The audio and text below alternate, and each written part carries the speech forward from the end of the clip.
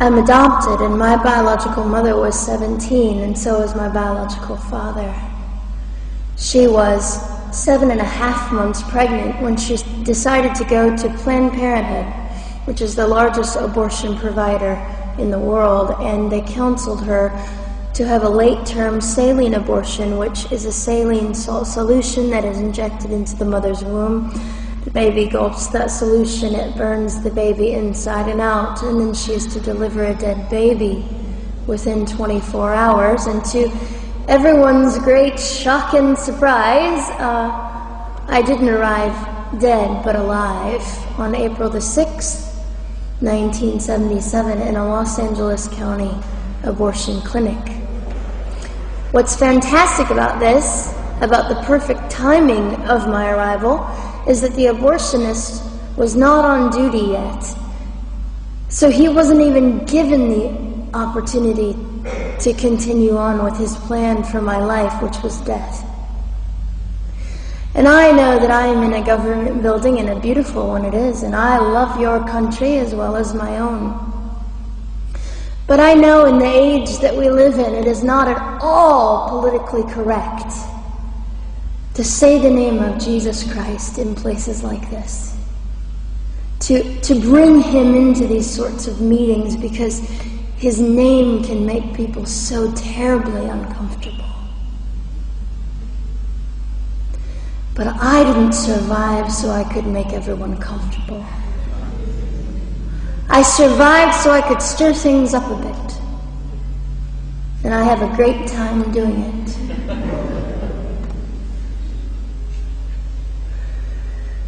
And so I was delivered alive, as I've already said, after 18 hours. I should be blind, I should be burned, I should be dead.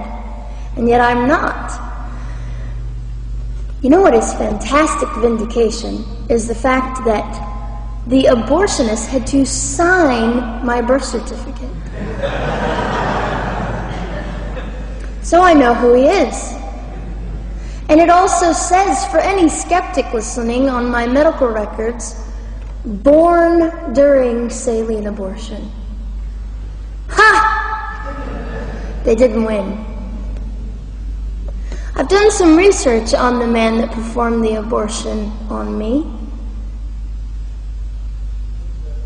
And his clinics are the largest chain of clinics in the United States of America, and they gross $70 million a year.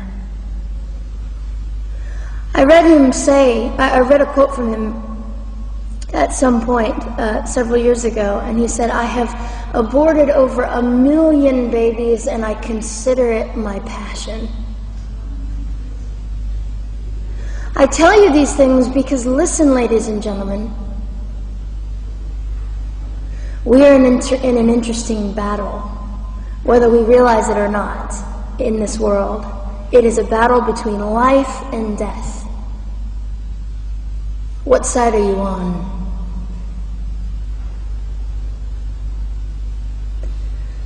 So a nurse called an ambulance and had me transferred to a hospital, which is absolutely miraculous. Generally, the practice at the time, and up until 2002, was, in my country, was to end the life of an abortion survivor by strangulation, suffocation, leaving the baby there to die, or throwing the baby away.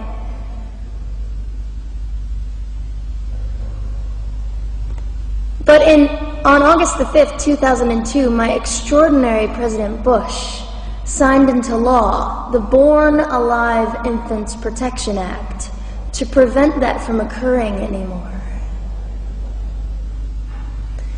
You see, we're playing for keeps. We're playing I'm hoping to be hated by the time that I die, so that I can feel God about me and understand what it was to be hated. He was hated. Christ was hated. And not that I look forward to being hated, but I know along my journey, I know I'm already hated because I declare life. I say, you didn't get me. The silent Holocaust didn't win over me. And my mission, ladies and gentlemen, among many things, is this: to infuse humanity into a debate that we have just compartmentalized and set on a shelf and said it is an issue. We have removed our emotions. We are becoming harder. Do you really want that? How much are you willing to take, and how much are you willing to risk to speak the truth in love and graciousness and stand up and at least be willing to be hated? Or at the end of the day, is it all about you or me?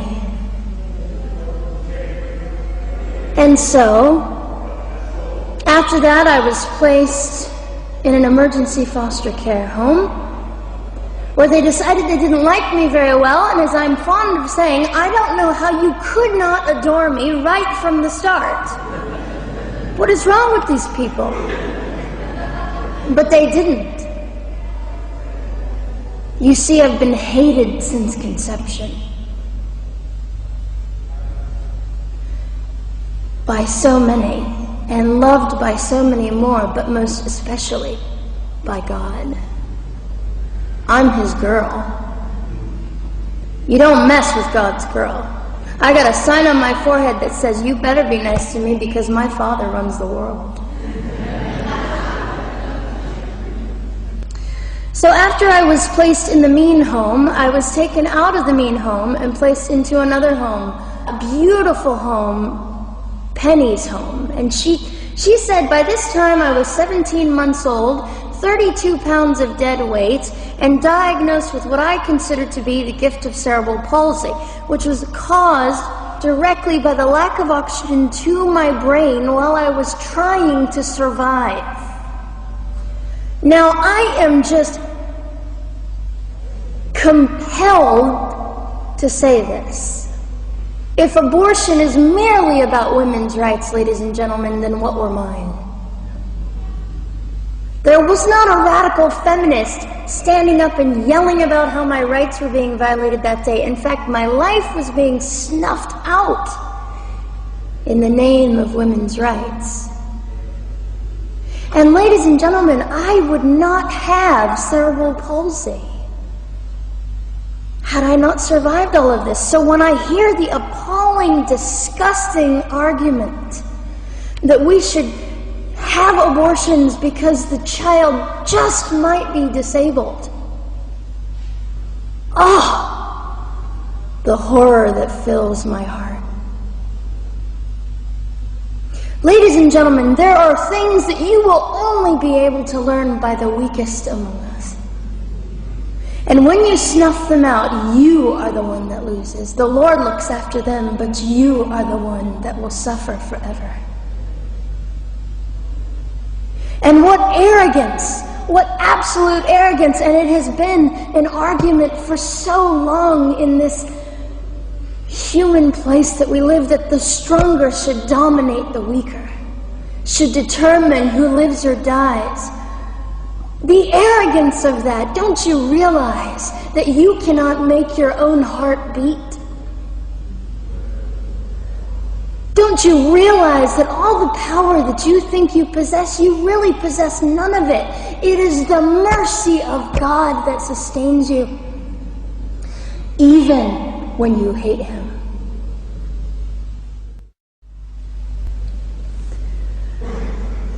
So they looked at my dear Penny and they said, Gianna will never be anything, which is always encouraging. And she decided to ignore them, and she worked with me 3 times a day, and I began to hold up my head, and they said, well, Gianna will never this and never that. Long story shorter, I was walking by the age of 3.5 with a walker and leg braces, and I stand up here today with a mild little limp and without a walker and leg braces. I fall gracefully sometimes and very ungracefully at other times, depending on the situation. but I consider it all for the glory of God. You see, ladies and gentlemen, I am weaker than most of you, but this is my sermon. And what a small price to pay to be able to blaze through the world as I do and offer hope. And I think in our misunderstanding of the way things work, we misunderstand how beautiful suffering can be. I don't willingly sign up for it, but when it comes, we forget. We forget that God is in control and God has a way of making the most miserable thing beautiful.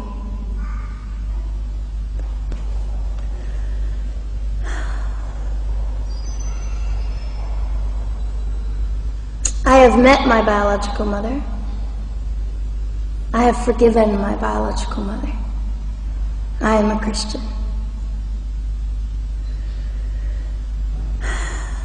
She's a very broken woman. She came to an event I was having 2 years ago, showed up unannounced, and said, "Hello, I'm your mother." And it was a very difficult day. And yet, while I was enduring all of this, you'll probably think I'm silly, but I was sitting there and I was thinking, I don't belong to you. I belong to Christ. I'm his girl, and I'm a princess. So no matter what you say, in all your anger and brokenness and rage, it's not mine to keep. It's not mine to carry, and I won't. I was saying all this inside. So, ladies and gentlemen, you have an opportunity. But for just a brief moment, I would like to speak directly to the men in this room and do something that is never done. Men, you are made for greatness. You are made to stand up and be men. You are made to defend women and children, not stand by and turn your head when you know murder is occurring and do nothing about it. You are not made to use women and leave us alone. You are made to be kind and great and gracious and strong and stand for something. Because men, listen to me, I am too tired to do your job. Women, you are not made for abuse. You are not made to sit and not know your worth and your value. You are made to be fought for forever. So now is your moment. What sort of people are you going to be? I trust incredible.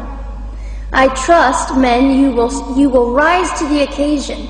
To the politicians listening, particularly to the men, I would say this: you are made for greatness, set your politics aside. You are made to defend what is right and good.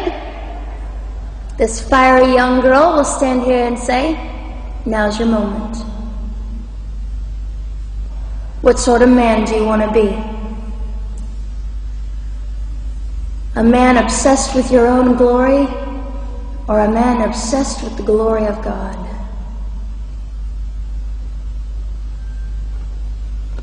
I'll just end with this. Some of you might be slightly annoyed that all I keep doing is talking about God and Jesus. But how on earth can I walk about limping through this world and not give all my heart and mind and soul and strength to the Christ who gave me life?